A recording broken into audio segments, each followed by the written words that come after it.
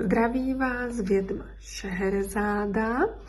Dneska si s Tigríkem a s Mariášovýma kartičkama povíme predpověď na pátek dňa 27. marca 2026. Tak, pýtáme sa kartiček. Co nám pátek? Něco nám tam vypadlo. A vypadlo nám toto žalúďové eso. Dobré, a na spodu máme túto sedmičku. No, tak jo. Podíváme se, jaké jsou tady prvé tři. Takže tak toto máme. Tak, to žaludové eso, které nám vypadlo, to je karta nějaké změny.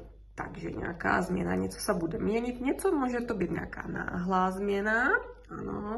Ano, šelmička vás zdraví. Může to být náhlá změna. No, ale vypadá to tady společně s touto kartou, která je dole, s tu zelenou sedmičku, že možno to spíš bude nějaká plánovaná změna, protože zelená sedmička nás upozorňuje na to, že máme nějaké želání. Měli jsme nějaké želání a ono vypadá, že půjde splnit. Tak, vypadá to na příznivou změnu. Čeho by se mohla týkat ta změna? Ano, kočička. Prvé tři tady kartičky máme.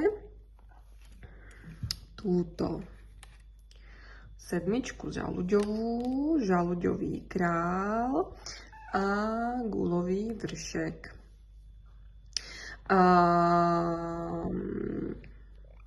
Vypadá to tak, že jste měli dlouhodobo nějaké obavy.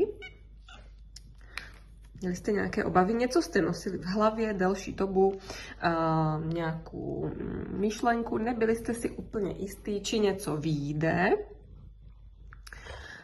alebo či je něco možné urobit, či něco dobře dopadne.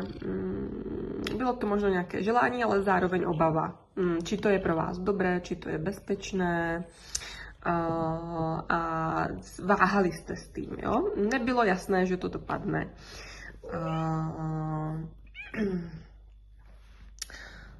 Může se to pro někoho týkat oblasti nějaké úradnej, jo, tady ten,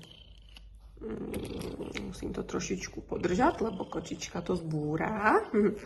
Může se to týkat nějaké úradnej oblasti. Tady ten muž, ten žaludový král, může být nějaký úradník, může to být nějaký právník, doktor, nějaký muž v zaměstnání, muž, který o něčem rozhoduje, alebo nějaký starší muž. Co se týká těch osobných karet, může to být i nějaký rozvedený muž. Takže, no, kočička, tady robí bordel trošku. Ale vypadá to, že to bude priateľ. Jo, bude to nakonec jako priateľský muž k vám. Takže ty obavy, které byly na začátku, či to teda dobře vyjde, vypadá to, že se k tým prekážkám možným dostaví nějaká pomoc od priateľa. Áno, kočička. Protože tady to nakonec dobře dopadne. Tak, musím jít, lebo kočka mě zežere. Dovidenia.